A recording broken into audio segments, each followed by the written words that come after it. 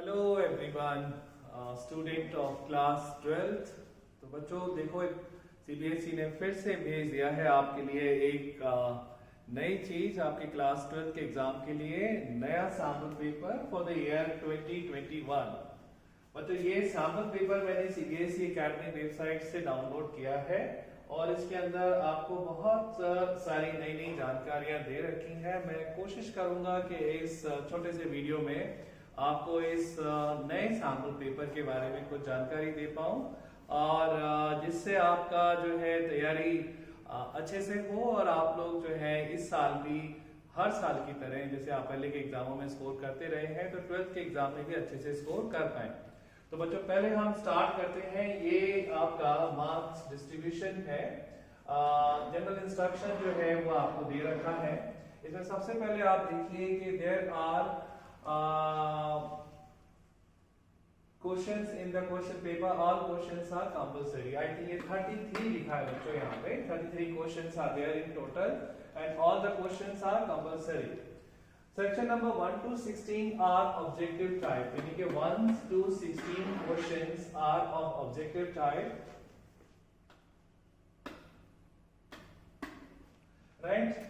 और 1 to 16 objective type में भी अगर आप ध्यान से देखें, इसमें question number 1 and 2 are passage based question carrying 4 marks each, while question number 3 to 16 are 1 marks each, यानी 1 से 16 तक के क्वेश्चन जो हैं वो आपके 1 मार्क ईच है, ऑब्जेक्टिव टाइप क्वेश्चन है।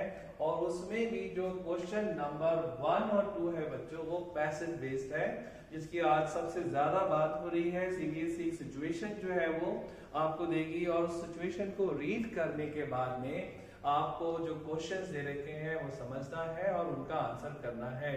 बहुत सारे बच्चों में बहुत तरीके के डाउट्स हैं इन पैसेज बेस्ड क्वेश्चन में। तो मैं आज कोशिश करूंगा इस वीडियो में मैं सबसे ज्यादा आपको इन पैसेज बेस्ड और सिचुएशन बेस्ड क्वेश्चन में जो है वो आपका डाउट क्लियर कर सकूं और कैसे तैयार करना है आपको बोर्ड को उसके बारे में आपको जानकारी दे सकूं। इसके आगे बच्चों दे रखा है इन्होंने 17 to 25 क्वेश्चंस जो है वो 2 मार्क्स के हैं, राइट। यानी कि 17, 18, 19, 20, 21, 22, 23, 24, 25 टोटल 9 क्वेश्चंस जो है बच्चों वो आपके 2 नंबर के हैं। और क्वेश्चन नंबर 26 to 30 जो है वो 3 मार्क्स का है, यानी कि टोटल 4 क्वेश्चन जो है वो आपके 3 मार्क्स के होंगे। और 31 to 33, 31, 32, 33 इन 3 क्वेश्चन जो है वो 5 मार्क्स ईच हैं, राइट। तो इस तरीके से सीबीएसई ने पैटर्न को इस बार ट्वीक कर दिया है। अब आप मुझे ये बताइए बच्चों कि अगर आपको 1 मार्क्स के क्वेश्चन बढ़ गए हैं तो वो आपके लिए खुशखबरी है या आपके लिए एक दुख की खबर है? क्या आप सोच रहे हैं कि आप इस तरीके के क्वेश्चन पेपर में फुल 70/70 मार्क्स स्कोर करने वाले हैं या आपको कुछ परेशानी आ सकती है? बच्चों मैं आपको बताता हूं कि 1 मार्क के क्वेश्चन जो सीबीएसई के सैंपल पेपर में दे रखे हैं ये आसान नहीं है, राइट। अगर आपने पूरा डिटेल में नहीं पढ़ा है, वर्ड बाय वर्ड आपको अंडरस्टैंड नहीं किया है, या आप रटने की विद्या में ध्यान देना चाहते हैं या आपको रटना ही पसंद है, तो आपको इन एमसीक्यूज में इन 1 मार्क के क्वेश्चन में बहुत पसीना आने वाला है। बच्चों सीबीएसई चाहती है कि आप अपने सब्जेक्ट को समझें, उसको पढ़ें और उसके बाद में आपके अंदर पावर ऑफ एनालिसिस यानी पढ़ के समझने की ताकत आपके अंदर डेवलप होनी चाहिए, तभी आप ये 1 मार्क के क्वेश्चन आंसर कर पाएंगे। अदरवाइज ये जो आपके 1 मार्क क्वेश्चंस हैं ये आपके लिए क्वेश्चन पेपर का डिफिकल्टी लेवल रेज करने वाले हैं। तो रटना भूल जाइए और समझना शुरू करिए, ये सीबीएसई का मंत्र है आपको इस साल और आगे के एग्जाम्स के लिए। अब बच्चों मैं आपको passage based exam in questions के बारे में कुछ बताना चाहता हूं। बच्चों देखो ये पहला क्वेश्चन है जिसमें जो है read the passage given below and answer the following question, right। यानी यहाँ पे एक पैसेज दे रखा है और उस पैसेज की बेसिस पे कुछ क्वेश्चन इसके नीचे दे रखे हैं। तो पहले तो बच्चों ये समझ लीजिए कि ये बिल्कुल दिमाग से निकाल दें कि सारी जानकारी आपको इस पैसेज में मिलेगी और उसकी बेसिस पे आप आंसर कर पाएंगे। यदि आपने इससे रिलेटेड टॉपिक आपने अपनी टेक्स्ट बुक में या आपके टीचर से आपने ध्यान से नहीं पढ़ा है तो आपको जो है वो इस तरीके के क्वेश्चंस के आंसर करने में प्रॉब्लम होगी, राइट। यानी पूरी इंफॉर्मेशन पैसेज में नहीं है, पैसेज में केवल रिलेटेड इंफॉर्मेशन आपको है। हम एक बार कोशिश करते हैं इसको समझने की। An efficient aerobic catalytic system for the transformation of alcohol into carbonyl compound, यानी ये क्वेश्चन दे रखा है अल्कोहल को कार्बोनाइल कंपाउंड में कन्वर्ट करने का। अब कार्बोनाइल कंपाउंड्स क्या होते हैं? एल्डिहाइड और कीटोन्स को हम मेनली कार्बोनाइल कंपाउंड कंसीडर करते हैं। और कौन कर रहा है ये काम? एक कैटलिस्ट कर रहा है, एरोबिक कैटलिस्ट है, यानी जिसके अंदर ऑक्सीजन या एयर का प्रेजेंस है, right. Copper based catalyst has been discovered. तो ये कैटलिस्ट जो है ये कॉपर है।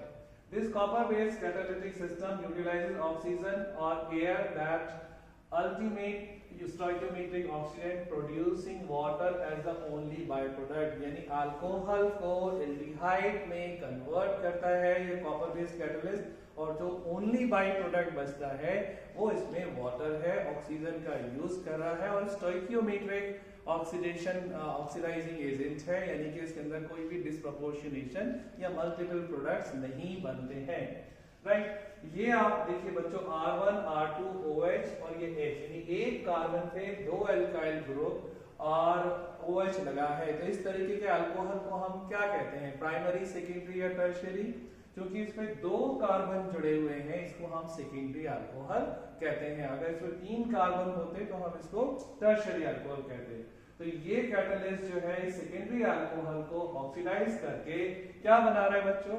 R1CR2, यानी कि दो एल्काइल ग्रुप इस कार्बन पे जुड़ गए हैं, तो ये बन गया है कीटोन, राइट। तो ये सेकेंडरी अल्कोहल को ऑक्सीडाइज करके कीटोन इसने बना दिया।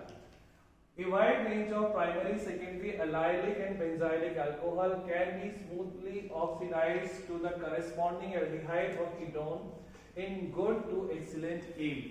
अब बच्चों ये देखो, जो मैं आपको बताना चाह रहा था कि अगर आपने अपने टीचर से ये नहीं समझा कि यहाँ पे एलाइलिक अल्कोहल क्या होते हैं, बेंजाइलिक अल्कोहल क्या होते हैं, सेकेंडरी अल्कोहल क्या होते हैं, तो ये इस पैराग्राफ में नहीं दे रखा है।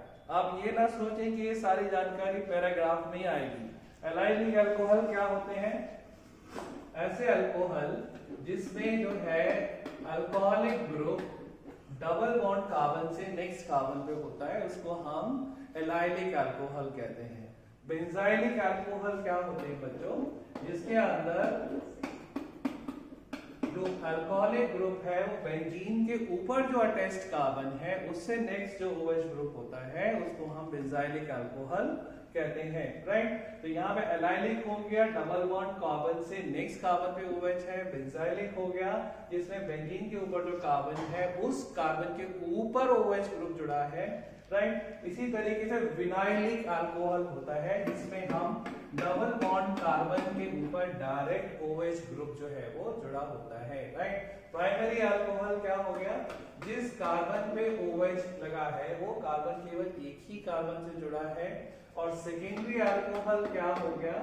जिस कार्बन से OH ग्रुप लगा है वो कार्बन दो और कार्बन से जुड़ा है। और टर्शियरी अल्कोहल क्या हो गया? कि जिस कार्बन से OH ग्रुप लगा हुआ है that carbon is further attached with 3 more carbon, यानी ये कोई भी इंफॉर्मेशन इस पैराग्राफ में नहीं दे रखी है, आपको पता होना चाहिए।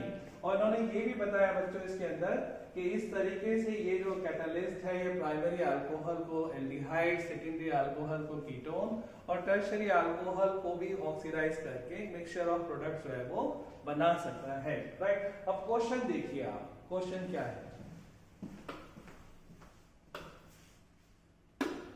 क्वेश्चन जो दे रखा है इन्होंने बच्चों, the copper based catalyst mention in the study above can be used to convert, यानी जो कॉपर बेस्ड कैटलिस्ट है वो किससे किसको कन्वर्ट करेगा?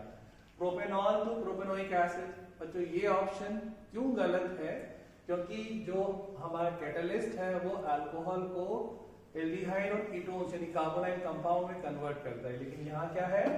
एसिड है। ये ऑप्शन हो गया गलत। प्रोपेनोन टू प्रोपेनोइक एसिड फिर गलत हो गया, क्यों? क्योंकि हमें तो अल्कोहल से एल्डिहाइड कीटोन बनाना है ना, तो ये भी गलत हो गया। Propanone to propan two ol, यानी यहाँ पे भी आपका कीटोन से अल्कोहल बन रहा है, तो ये भी गलत हो गया। Propan two ol to propanone, अब ये देखिए प्रोपेन टू ऑल 1 2 3, ये प्रोपेन टू ऑल हो गया, और ये क्या बन रहा है बच्चों? प्रोपेनोन 1 2 3, ये आपका बन गया प्रोपेनोन, यानी सेकेंडरी अल्कोहल से यहाँ पे कीटोन बन रहा है। यस, यही आपका राइट आंसर है। तो बच्चों मैं आपको ये नहीं बताना चाह रहा था कि अल्कोहल से कीटोन कॉपर कैटालिस्ट की प्रेजेंस में होता है, ये सब आप अपने ऑर्गेनिक केमिस्ट्री में लर्न कर रहे हो या करोगे। मैं केवल ये बताना चाह रहा हूँ यहाँ पे कि ये कोई इंफॉर्मेशन आपको इस पैराग्राफ में नहीं दे रखी है। आप ये ना सोचें कि पैराग्राफ में सारी इंफॉर्मेशन दे रखी होगी।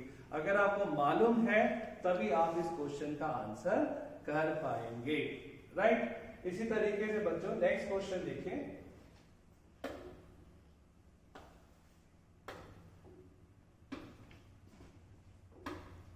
नेक्स्ट क्वेश्चन दे रखा है द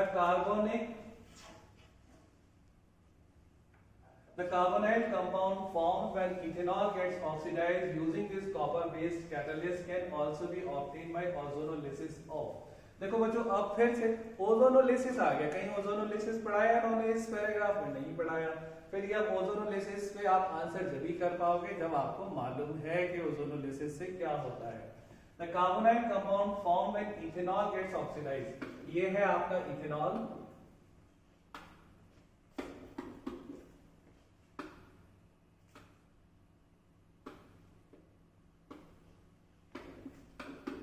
CH3 CH2OH, और इसके ऑक्सीडेशन से क्या बनेगा? CH3 C double bond OH, यानी इथेनॉल बनेगा, राइट। अब ये कह रहे हैं कि carbonyl compound form when ethanol gets oxidised using this copper based catalyst can also be obtained by ozonolysis of, यानी ये वाला जो आपका एल्डिहाइड है इनमें से, इन चारों में से कौन से कंपाउंड के ओजोनोलिसिस से बन सकता है, राइट। अब देखो ये 2 कार्बन का कार्बोनाइल कंपाउंड है, इसके लिए हमको क्या चाहिए? डबल बॉन्ड के दोनों तरफ या एक तरफ 2 कार्बन होना चाहिए।